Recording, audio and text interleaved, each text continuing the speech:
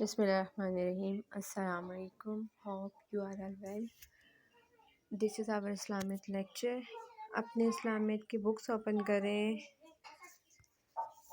آج ہم لوگ پڑھیں گے اپنا باب 4 اخلاق و آداب کا سبق 3 جانوروں سے اچھا سلوک، پیج نمبر 37. سو اسٹوڈینٹس اپنا پیج نمبر 37 اوپن کر لیں.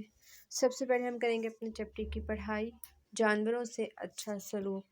جانوروں کو اللہ تعالیٰ نے ہمارے فائدے کے لیے بنایا ہے. اسلام میں ہمیں تاکید کی گئی ہے کہ ہم ان سے اچھا سلوک کریں. ارشاد باری تعالیٰ ہے وَالْأَنْعَامَ خَلَقَهَا لَكُمْ فِيهَا دِفْءٌ وَمَنَافِعُ. ترجمہ، اور اسی نے چوپائے پیدا فرمائے، ان میں تمہارے لیے گرم لباس ہے اور بہت سے فائدے ہیں. یہ ہمارے پاس ہے سورہ نحل کی آیت نمبر 5. نبی کریم خاتم النبیین صلی اللہ علیہ وآلہ وسلم نے جانوروں کو تکلیف دینے سے منع فرمایا ہے اور جانوروں پر رحم کرنے کا حکم دیا ہے. ایک بار آپ خاتم النبیین صلی اللہ علیہ وآلہ وسلم نے ایک اونٹ کو دیکھا جو بیمار تھا اور اس پر بھاری بوجھ لادا ہوا تھا. اس کا مالک بار بار اسے مارتا تھا. نبی کریم خاتم النبیین صلی اللہ علیہ وآلہ وسلم نے اونٹ کے مالک سے فرمایا، اپنے جانور پر رحم کرو، یہ بیمار اور کمزور ہے، اس پر ظلم نہ کرو. ہمیں چاہیے کہ جانوروں کا خیال رکھیں. جو پالتو جانور گھر میں ہیں ان کے کھانے پینے کا خیال رکھیں اور انہیں گرمی، سردی اور بارش سے بچائیں. جانوروں کو بلا وجہ نہ ماریں اور نہ ہی ان کو کوئی تکلیف پہنچائیں. نیکسٹ ہمارے پاس اسی سبق کی مشق. سوال 1 ہے، درست جواب کا انتخاب کریں. جانوروں کو اللہ تعالیٰ نے بنایا ہے سونے کے لیے، صرف کھانے کے لیے، انسانوں کے فائدے کے لیے. تو رائٹ آپشن ہے جیم، انسانوں کے فائدے کے لیے. نبی کریم خاتم النبیین صلی اللہ علیہ وآلہ وسلم نے کس بیمار جانور کو دیکھا؟ بلی، اونٹ، دمبا. تو ہم کہیں گے بی آپشن ہمارا رائٹ آنسر ہے، اونٹ.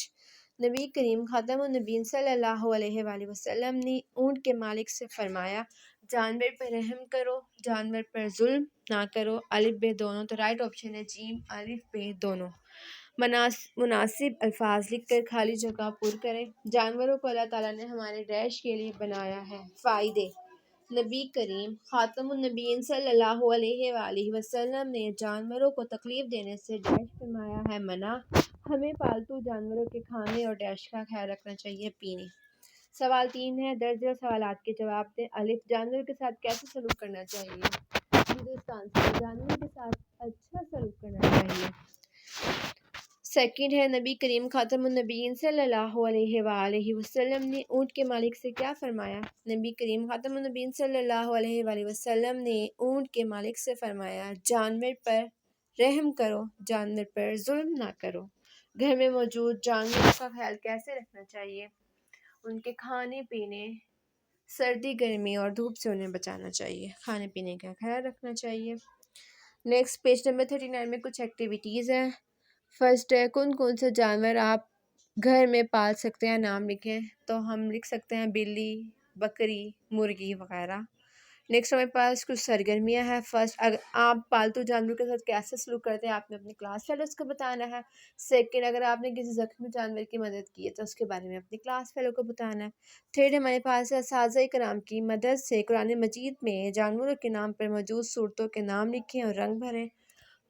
فرسٹ ہم لکھ سکتے ہیں سورہ بقرہ، بقرہ بولتے ہیں گائے. سورہ نمل، نمل کے معنی ہے چونٹی. سورہ نحل، نحل کے معنی ہے شہد کی مکھی. سورہ عنکبوت، عنکبوت بولتے ہیں مکڑی کو. سورہ فیل، فیل بولتے ہیں ہاتھی کو.